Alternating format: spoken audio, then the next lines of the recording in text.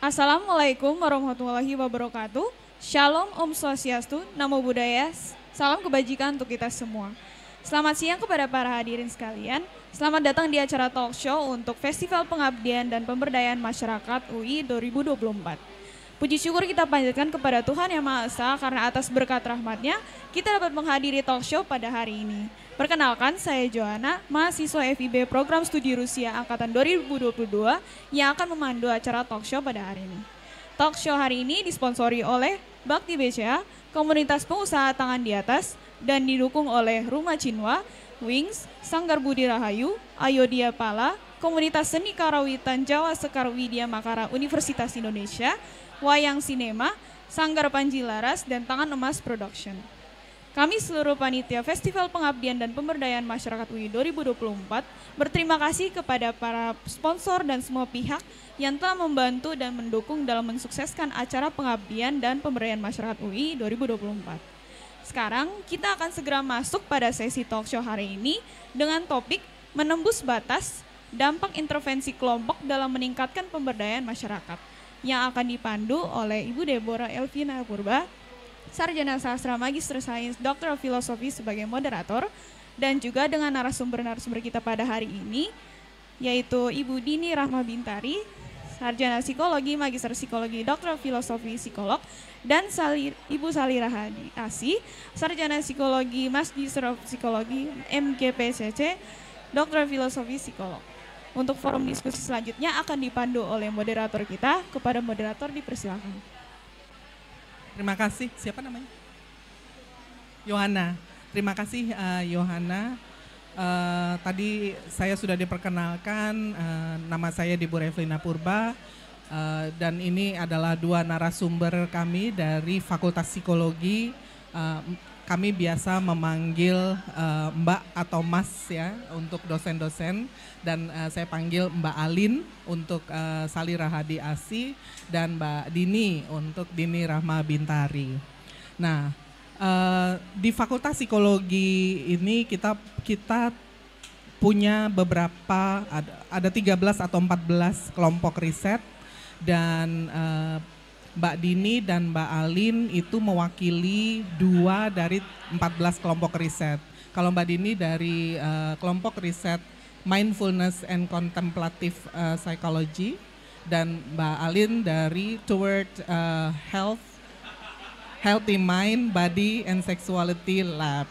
Susah sekali namanya Mbak, gitu TAMS. Nah, tambahan lagi adalah kedua narasumber kami ini adalah psikolog klinis. Nah, kalau psikolog klinis itu biasanya intervensinya itu lebih ke one on one, jadi intervensi individual. Nah, tetapi dalam pengabdian masyarakat mereka berdua ini, mereka juga cukup banyak berhubungan dengan intervensi kelompok ya. Nah, sekarang ini kita akan memperkenalkan beberapa intervensi yang berbasis kelompok yang sudah pernah dilakukan oleh Mbak Dini dan Mbak Alin. Ini siapa duluan nih Mbak yang akan bicara? Mbak, sesuai urutan adalah Mbak Alin. Urutan yang paling tua mungkin. Oh enggak, paling tua. Ya, Mbak Alin yang paling kecil. Ya, silakan, mungkin ada beberapa pengmas yang berbasis kelompok, mungkin bisa diceritakan sedikit Mbak Alin. Silakan. Ya, terima kasih banyak Mbak Debbie untuk kesempatannya. Selamat siang Bapak dan Ibu semua. Jadi memang ini kita dari psikologi mengenai topiknya menembus batas gitu ya. Jadi memang di psikologi ini kan biasanya kalau kita praktek sebagai seorang psikolog gitu, psikolog yang di bidang klinis, memang biasanya kita one on one tuh pendekatannya gitu. Namun pada beberapa kesempatan pendekatan kelompok itu juga memang bermanfaat gitu. Yang misalnya salah satunya itu adalah terkait duka. Waktu itu yang saya ingat sebagai salah satu pengmas yang pernah saya lakukan. Jadi intinya memberikan sesi konseling duka pada masyarakat dan juga pada anggota-anggota NGO waktu itu yang ada di Papua. Karena salah satu anggotanya mereka ribut lah dengan masyarakat sekitar, jadi akhirnya meninggal. Terus mereka berduka sekali si komunitasnya dan juga yang ada di yang di NGO itu. Jadi kita melakukan konselingnya ini grup gitu, kelompok gitu. Jadi kita bilang grief counseling tapi dalam bentuknya kelompok gitu. Ini memang ternyata sangat membantu karena mereka dengan model yang mereka yang kekeluargaan, yang memang modelnya itu kelompok gitu ya, maksudnya lebih modelnya itu bukan individual gitu, itu jadinya dengan bersama-sama berduka itu jadi kayak saling memberikan support antara satu dengan yang lain. Dengan memberikan support satu dengan yang lain itu jadi mereka ngerasa tidak sendiri. Mereka juga merasa pekerjaannya ini walaupun resikonya tinggi tapi ternyata kan mereka dikonservasi konservasi lingkungan hidup. Jadi mengenai mengenai kayak hutan supaya tidak ditebang dan lain sebagainya. Dan juga laut, bagaimana laut ini tetap konservasinya tetap baik meskipun mereka juga memancing dan melakukan berbagai aktivitas yang terkait di laut gitu. Nah jadi dengan seperti ini mereka juga merasa nilai-nilai mereka untuk tetap dikonservasi alam dan lingkungan hidup ini menjadi tetap kuat karena sama-sama jadi kayak ada shared nilai antara satu dengan yang lain. Dan juga proses berdukanya ini bersama-sama dan mereka jadi lebih paham bahwa oh yang saya alami sama ya sama teman saya, jadi ini bukan saya sendiri yang salah, tapi ternyata ini reaksi yang normal loh yang saya rasakan antara satu dengan yang lain. Jadi itu mungkin salah satu yang kegunaan juga dari grup gitu ya, dari grup grup approach di mana bersama saling belajar satu dengan yang lain, saling menguatkan juga gitu Mbak Debbie. Ya, terima kasih Mbak Alin. Ini salah satu dari kegiatan Pengmas yang dilakukan oleh Mbak Alin yang berbasis kelompok. Kalau Mbak Dini, contohnya seperti apa Mbak? Baik, terima kasih Mbak Debbie. Ya memang ada beberapa, saya mungkin singkatkan sedikit sebagai klinisi kita tidak hanya intervensi yang sifatnya individual dan hanya pada yang bermasalah, tapi ada level-level yang primary intervention. Jadi kita melakukan intervensi sebelum masalah itu terjadi begitu ya. Kemudian ada secondary intervention dan juga tertiary, di mana kita juga melakukan promosi ya kepada masyarakat untuk mencegah masalah kesehatan mental. Kemudian kita juga melakukan terapi, grup-grup support seperti Mbak Alin lakukan gitu ya, atau bahkan grup yang juga tertiary di mana kita melakukan psikoterapi kelompok. Nah, beberapa yang saya lakukan misalnya pertama ada dalam rangka promosi dan edukasi misalnya untuk guru-guru ya, dalam bentuk misalnya grup training buat guru-guru bagaimana kemampuan mereka untuk menjadi guru yang lebih efektif ya, mampu memahami masalah kesehatan mental dari siswa begitu ya. Kemudian mereka menjadi guru yang lebih membantu agar support kesehatan mental pada mahasiswa. Itu pernah saya lakukan di Bekasi ya, intervensi buat guru-guru. Di sisi lain juga misalnya kemudian juga orang tua misalnya gitu ya. Kemarin terakhir Pengmas saya yang terakhir kemarin baru kami laksanakan adalah edukasi begitu ya, edukasi pada orang tua dengan anak ya anak-anak normal begitu ya, tapi bagaimana mengedukasi mereka tentang pentingnya sensori motor pada anak. Karena sekarang anak-anak banyakkan main gadget gitu ya Mbak Debbie ya, sehingga kemampuan sensori motornya tidak terlatih, tidak terkembangkan. Nah itu kemarin kami melakukan edukasi pada orang tuanya sambil anak-anaknya kemudian dikasih mencoba berbagai kegiatan sensori motor, dan itu cukup menarik dan dirasakan membantu sekali buat ibu-ibu itu. Oh ya, ini pengetahuan baru buat kami ya. Kemudian anak-anaknya juga oh ternyata saya bisa loh main bersama teman-teman ya, saling support ya. Ada yang jadi usia beragam dari umur 3 tahun sampai 12 tahun. Yang 12 tahun kemudian menggandeng yang 3 tahun begitu ya, kemudian belajar tentang sensori motor dari yang cuma main di tangan gitu, memanjat, sampai sensori motor yang sifatnya auditori dan juga bahkan penciuman gitu. Jadi mereka merangsang itu semua. Nah itu dirasakan juga bermanfaat buat masyarakat. Jadi kami juga sebagai psikolog klinis berbagi hal-hal tersebut kepada masyarakat. Nah yang sifatnya lebih intervensi yang kemudian lebih bentuk psikoterapi, saya lakukan bersama mahasiswa-mahasiswa profesi dalam berbagai dinamika kelompok. Ya beberapa yang kami lakukan dan juga alhamdulillah dapat haki untuk beberapa buku gitu ya, ya tentang mindfulness gitu ya, mindfulness pada berbagai kasus ya, misalnya kasus gangguan makan, kemudian kasus kemarin yang terakhir juga adalah untuk caregiver untuk kekerasan seksual gitu ya. Nah itu kemudian dikasih intervensi juga karena mereka juga mengalami kemudian secondary trauma dan lain sebagainya, sehingga mereka perlu diberikan terapi kelompok begitu untuk saling support sebagai caregiver dan kemudian bisa sama-sama menjadi lebih sehat mental karena sudah mengikuti intervensi kelompok tersebut. Ya, dan juga mindfulness itu kami juga sertakan dengan berbagai latihan yoganya Mbak. Jadi di bukunya itu ada bagaimana gerakan-gerakan yoga yang membantu juga peserta untuk kemudian menjadi lebih mindful tentang tubuhnya dan tentang perilakunya ke depan gitu Mbak. Ya. Menarik sekali bahwa ada pendekatan, ini psikolog klinis, biasanya kan kita sebagai orang yang bukan psikolog klinis atau orang awam akan melihat psikolog klinis itu kerjaannya itu kuratif, hanya mengobati yang sakit gitu atau yang sedang bermasalah secara mental gitu. Tapi kemudian Mbak Dini ini ada aspek promotifnya gitu ya. Jadi psikolog klinis juga bisa membantu orang supaya terjaga kesehatan mentalnya sebelum dia jatuh gitu ya, sebelum kesehatan mentalnya jatuh. Nah kalau Mbak Alin sendiri gimana Mbak ininya? Ada pengalaman serupa nggak? Ya ada, jadi memang kalau di bidang psikologi klinis kita itu kan selalu terkait dengan status mental. Status mental itu dari yang dia kontinum, dari yang paling kiri itu memang yang sudah parah, yang paling kanan itu adalah kehidupan yang optimal. Ini kehidupan yang optimal ini adalah untuk memang berlaku untuk semua orang.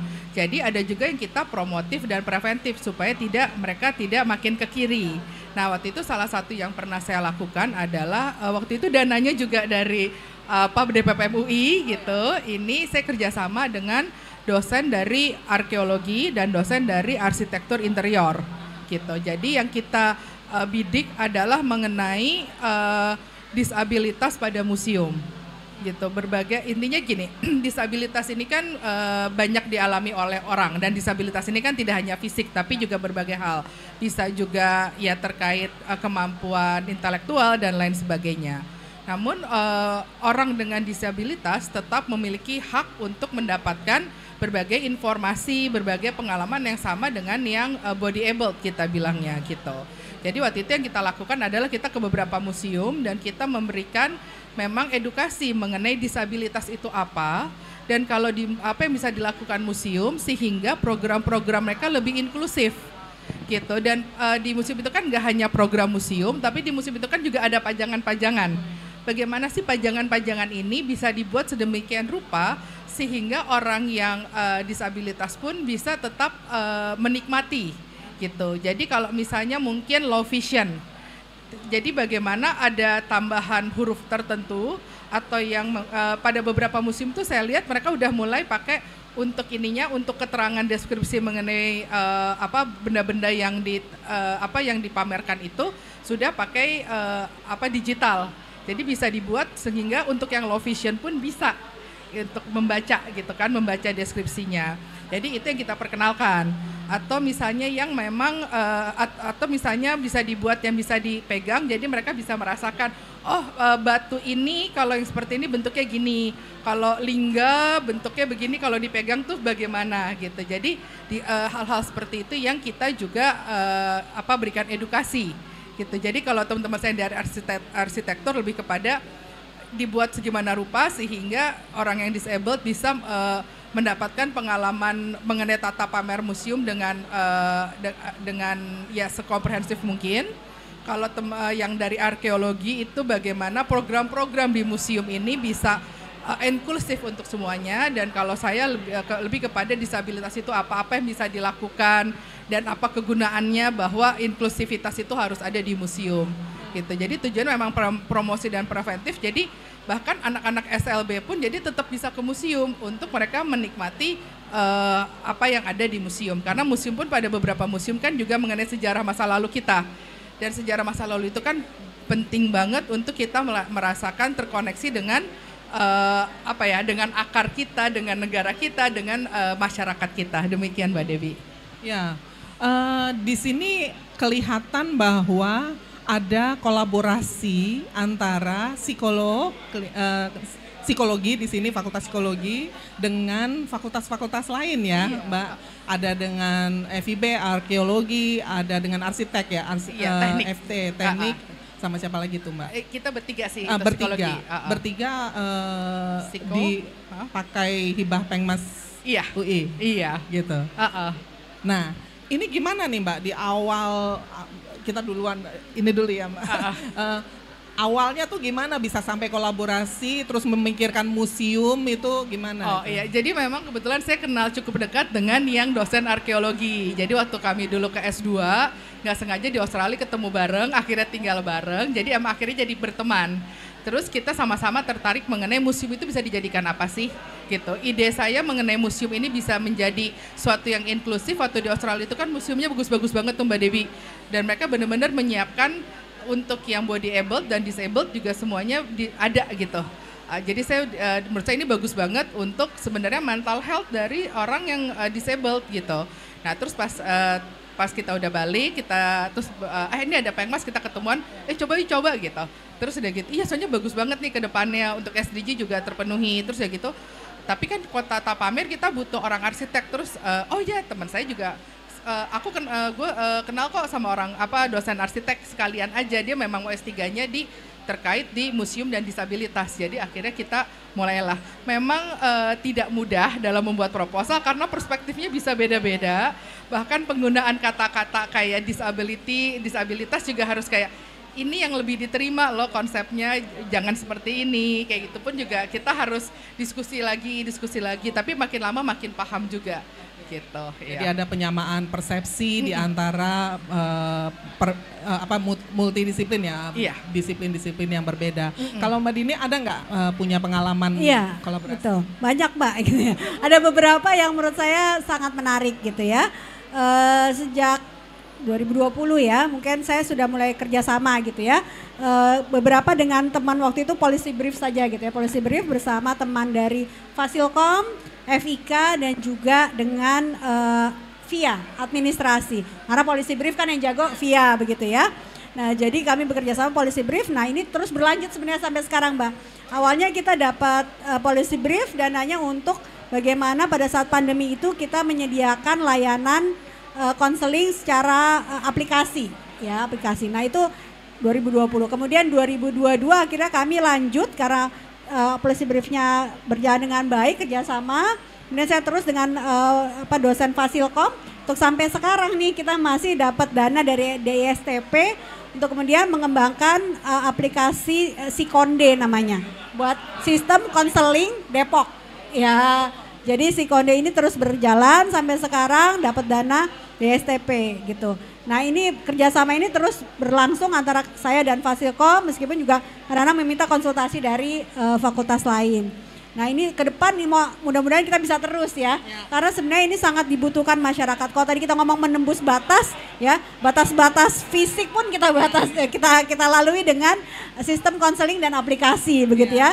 Dengan kemudian kita bisa menembus batas masyarakat. Kalau kita konseling offline mungkin hanya 1-2 dalam sehari cuma beberapa. Sementara kalau online teman-teman kita psikolog bisa dari rumah membantu masyarakat yang juga dari rumah gitu ya. Dan dengan sekarang menembus batas anak-anak yang nggak suka nelpon, nggak suka video call, cuma seneng chatting.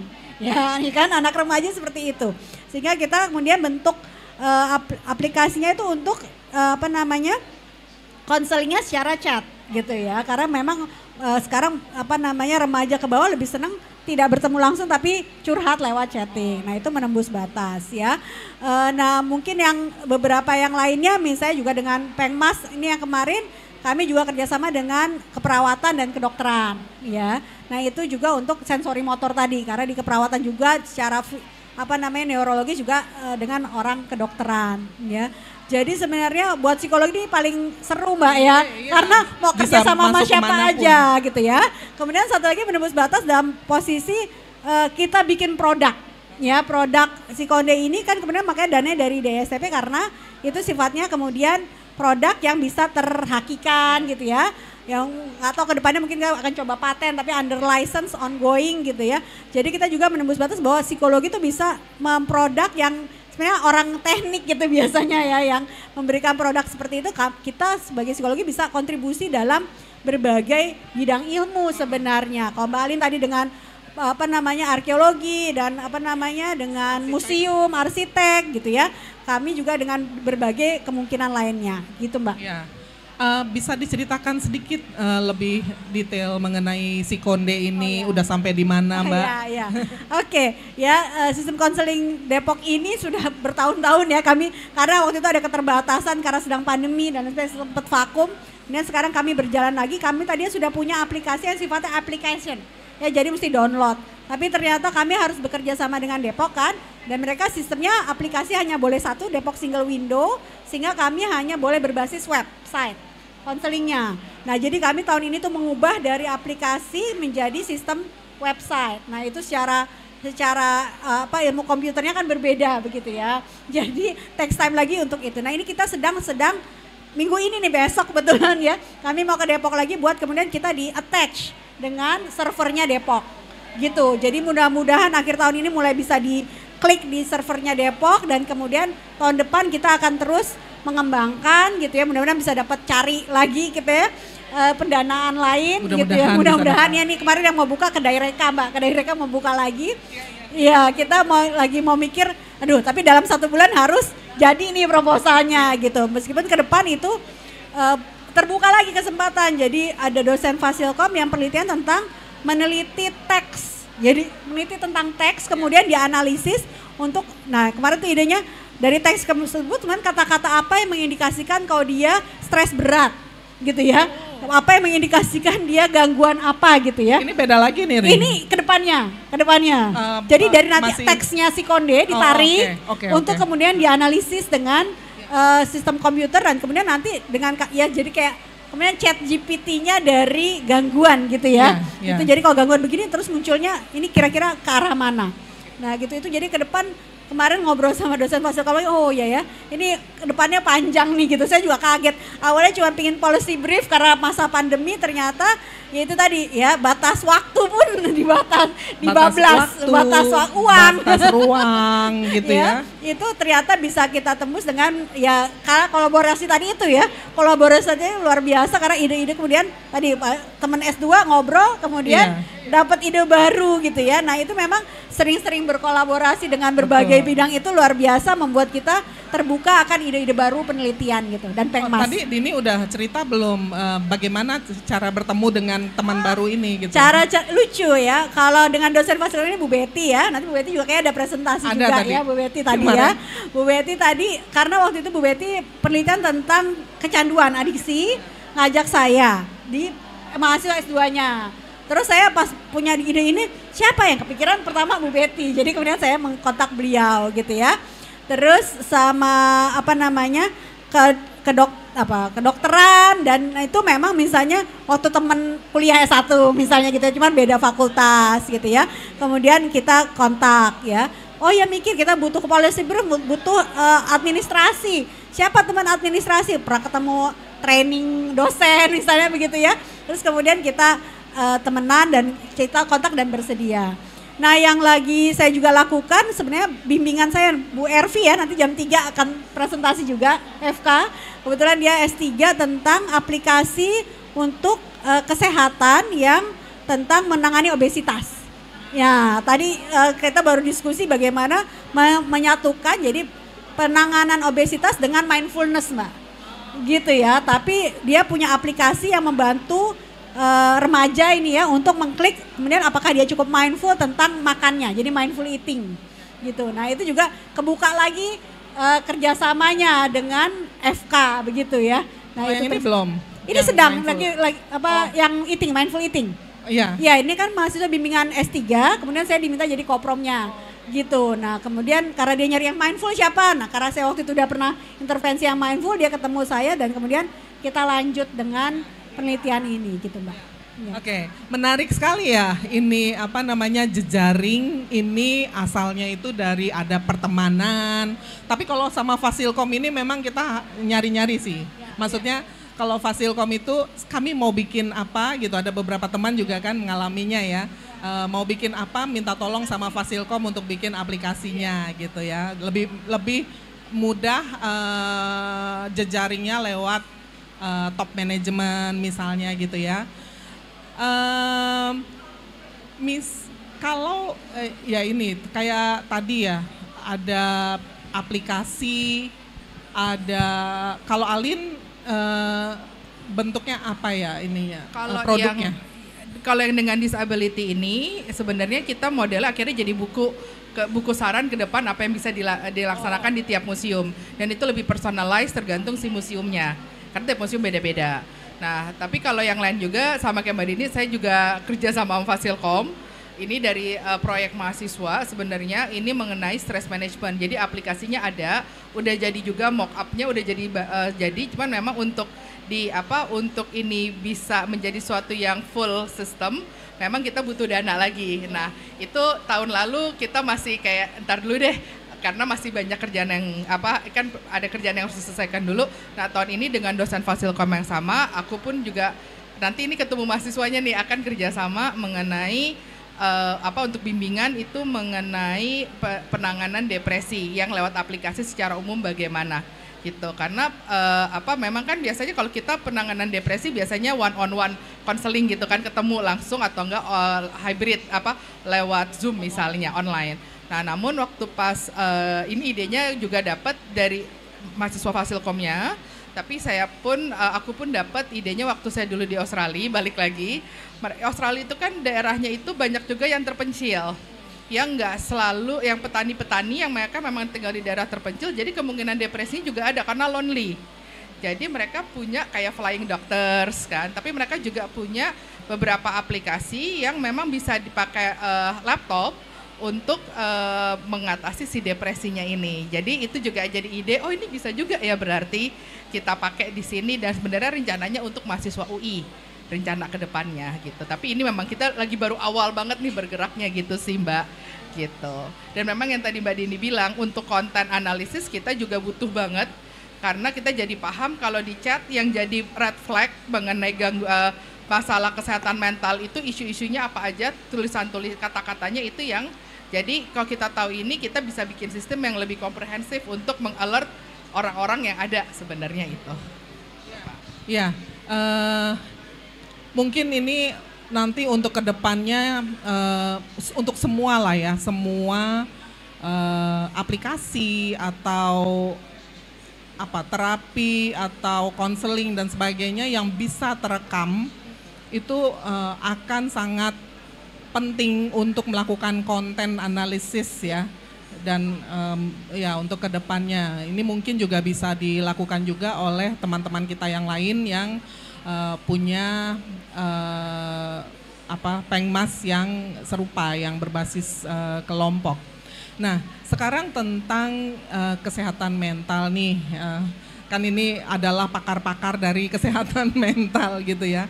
Nah, sekarang ini kesehatan mental menjadi hal yang krusial, terutama kalau di sini kan ya, di mahasiswa mudah sekali mengatakan saya burnout atau mudah sekali mengatakan saya harus healing gitu ya. Nah, ini gimana nih sebagai psikolog klinis gitu ya, ini gimana nih caranya nih dimulai dari Mbak Dini. Oke ya, tentu saja ini menarik ya, karena memang isu-isu dan kasus-kasus yang terangkat di masyarakat banyak tentang kesehatan mental. Kalau sebagai clinician, semua sakit itu ada kaitannya sama mental Mbak. Ya, mau sakit cuman sakit gigi gitu ya, atau misalnya itu ada loh masalah mental di belakangnya gitu ya. Tapi kan kalau masalah mental yang betul-betul masalah mental, makanya bagaimana kita menanganinya. Nah, buat kami misalnya tadi, kalau penanganan individual tentu takes more time ya. Tapi edukasi secara kelompok, support group ya, itu menjadi juga sangat penting dipupuk sekarang ya, diperbanyak sekarang begitu ya. Bagaimana kita membuat support group? Karena kan semakin modern kita semakin individualis ya. Nah, itu yang kemudian menimbulkan lebih banyak kesehatan masalah kesehatan mental gitu ya. Nah, bagaimana kemudian kita membentuk support group di masyarakat begitu ya, untuk bagaimana penanganan itu bukan harus clinician yang cuma sedikit ini, tapi juga bagaimana ada psychological first aid di masyarakat. Nah, buat kami kita sering ya tadi lihat video tentang bencana. Waktu kami di Aceh gitu ya, kemudian saya juga sempat turun di Bantul, di Palu gitu ya. Itu kami bagaimana kemudian membentuk masyarakat yang mampu melakukan psychological first aid begitu, sehingga bagaimana penanganan masalah mental yang awal itu sudah dibantu oleh lingkungan di sekitarnya ya. Nah, itu jadi selain kami 101 tapi kamu mengedukasi misalnya pemuka masyarakat. Saya juga pernah misalnya bersama orang FK dan FKM mengedukasi ibu-ibu yang membantu TBC misalnya Mbak ya. Nah, kita kan mungkin nggak bisa langsung ke TBC-nya, tapi kami mengedukasi tentang psychological first aid pada ibu-ibu yang jadi penyuluh TBC misalnya gitu ya. Sehingga kan TBC merasa diisolasi tadi ya dan sebagainya, itu kan berat. Nah, bagaimana ibu-ibu ini punya kemampuan mendengar aktif, menemani. Nah, jadi semakin banyak orang yang memiliki kemampuan psychological first aid dan kemudian membuat support group di masyarakat, sehingga ada jaringan kantong-kantong yang mendapatkan penanganan awal sehingga masalah kesehatan mental itu menjadi berkurang. Kami juga melakukan bekerja sama dengan klinik Makara, misalnya peer counselor ya. Yang di Bekasi itu dulu saya juga mengadakan peer counselor SMA ya. Jadi mengedukasi OSIS, anak-anak OSIS bagaimana menjadi peer counselor gitu ya. Jadi memperbanyak kantong-kantong itu. Kemarin saya ngisi juga misalnya awareness di kepala sekolah Mbak di Jakarta Timur tentang pentingnya kesehatan mental pada anak waktu itu SD, SMP, SMA begitu ya. Jadi kepala sekolah juga tahu, oh ya ini ada masalah kesehatan mental, apa yang harus mereka lakukan sebagai kepala sekolah, sebagai guru gitu ya di situ. Kemarin juga saya melatih buat polisi Mbak. Polisi. Jadi di polisi itu juga sudah ada konselor di polisi. Nah, kemarin Jakarta mengundang untuk training untuk polisi yang sudah jadi konselor dengan terapi yang lebih meningkat lagi begitu ya. Di hakim gitu ya. Kemarin juga di hakim memberikan pelatihan tentang pentingnya hal-hal tersebut gitu ya. Bagaimana misalnya memahami terdakwa, terlapor dan lain sebagainya dengan kondisi kesehatan mentalnya pada kasus-kasus kekerasan ya, kasus KDRT dan lain sebagainya, bagaimana hakim bisa berperan menjadi lebih ramah bagaimana tidak gitu ya terhadap kasus-kasus seperti itu, sehingga mereka tidak mengalami masalah kesehatan mental yang lebih berat lagi karena persidangan yang dilakukan gitu Mbak. Ya.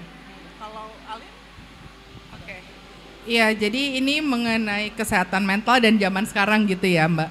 Jadi memang kalau kita lihat kan zaman sekarang ini kan memang dunia bergerak dengan sangat cepat. Dulu saya ingat, saya sebenarnya nggak tua-tua amat sih, tapi saya dulu ingat beberapa tahun yang lalu kalau saya dulu masih SMP, SMA bangun tengah malam, itu cari TV udah mati, apa-apa udah nggak ada gitu. Tapi kan sekarang semuanya 24 hour. Kita lihat klik apa berita tuh masuk, malah kalau bisa mungkin berita kalau nggak dikurang-kurangin deh gitu informasi karena terlalu overload gitu. Nah, sebenarnya dengan berbagai informasi yang sangat cepat membuat dunia itu bergerak sangat cepat. Kebayang nggak sih anak-anak yang mereka sendiri masih belajar memahami diri mereka, yang masih mengeksplor siapa sih diri saya, bagaimana saya menghadapi kondisi yang ada dan terus dibombardir dengan berbagai informasi. Gitu. Informasi yang ada memang di berita, ada juga yang di media sosial. Dimana di media sosial kalau kita lihat yang kita tampilin kan nggak mungkin kegagalan kita ya. Seberapa banyak sih kita bangun, kita foto, belum mandi, kita post di media sosial. Ini loh aku bangun pagi, kemungkinan kan enggak. Yang ada kan kalau di foto itu kan selalu yang bagus-bagus pasti yang kita tampilin. Tapi itu yang ada di media sosial dan itu kan yang dilihat. Pada saat itu dilihat, social comparison itu menjadi ada.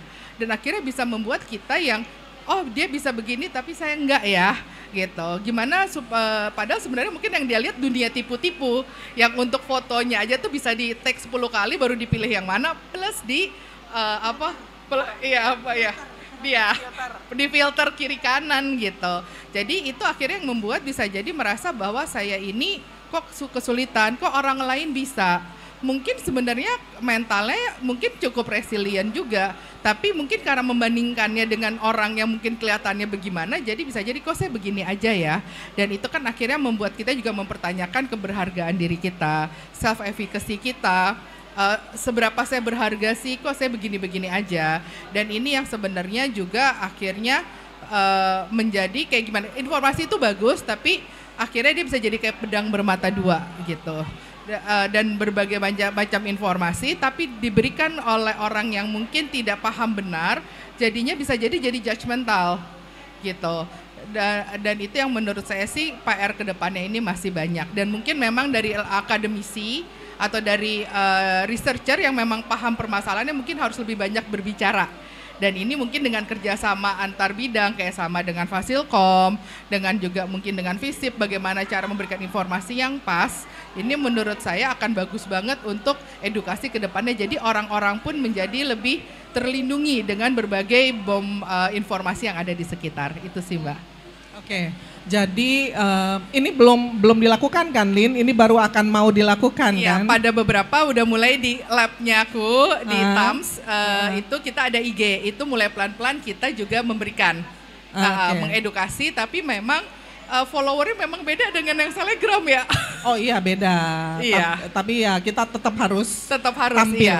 Iya, kita tetap ini juga tetap mengkurasi dari mahasiswa apa sih yang mereka butuh, yang mereka ingin dengar itu seperti apa, itu yang kita juga tetap usaha seperti itu. Iya. Gitu. Jadi tadi pengalaman dari Mbak Dini adalah banyak sekali ya kerjasama dengan berbagai pihak, kepala sekolah, bahkan sampai hakim pun ya. Polisi udah pernah belum Mbak? Udah, polisi juga udah gitu ya.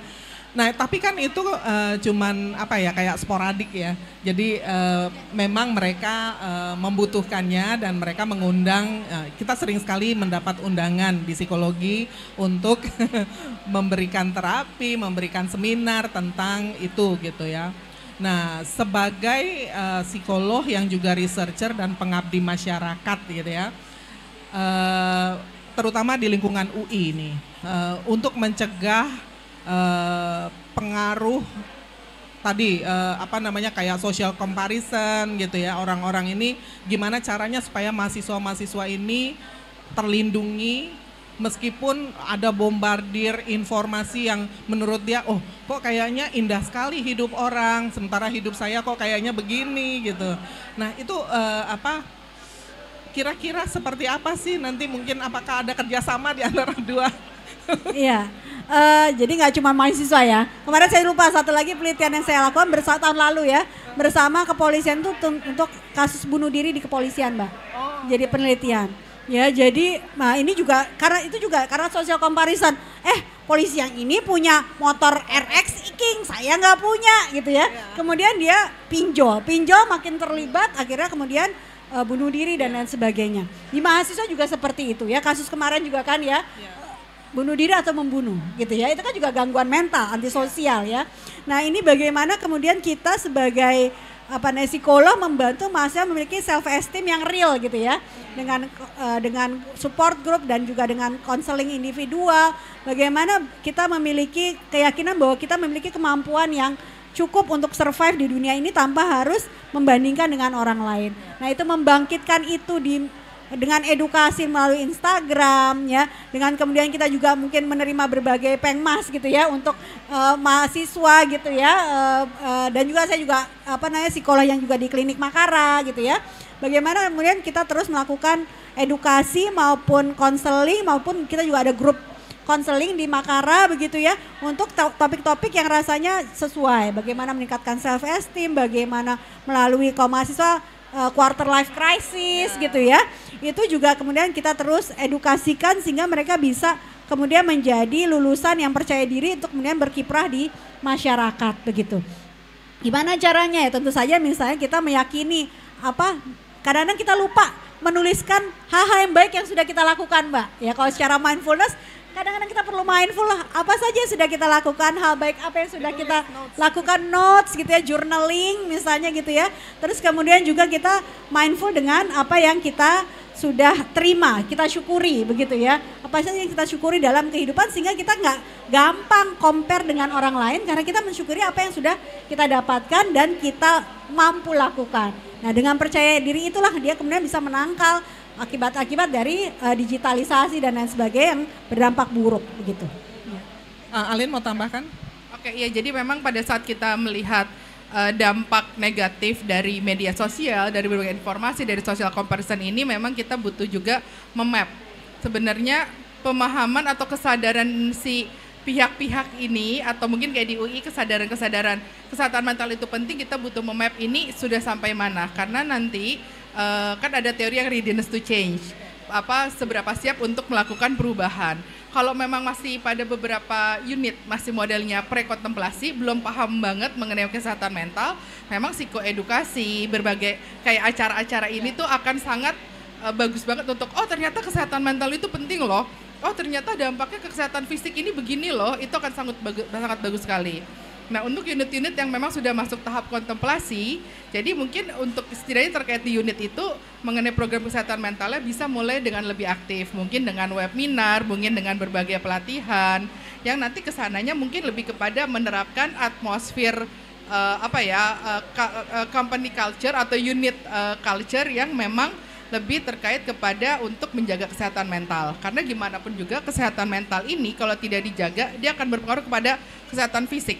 Bila terpengaruh pada kesehatan fisik, akan kepada absen meningkat, performa menurun, jadi akhirnya ngebulet di situ aja. Jadi memang berbagai kita butuh paham level-levelnya. Level ini pemahaman terhadap kesehatan mental itu pentingnya bagaimana dan apa yang bisa dikerjakan dengan kerjasama antar tiap fakultas, tiap field, itu akan membantu sekali untuk kita ke depannya mau gimana. Kalau sekarang kan kayak sama Fasilkom udah, sama FK udah, terus ke depannya bisa apa lagi yang kita kembangin, kayak gitu sih Mbak.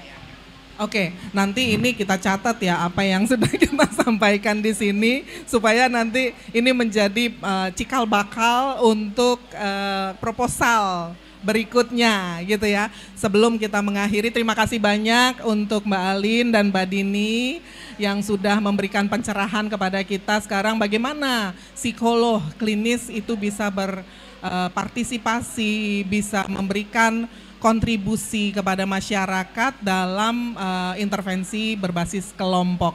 Ada sebuah kata penutup nggak dari Mbak Dini atau dari Mbak Alin, dua-duanya lah gitu. Kata penutup yang menembus batas gitu. Ini tiba-tiba mati jadinya. Nggak bisa. Mau Mbak Dini dulu? Aku juga bingung.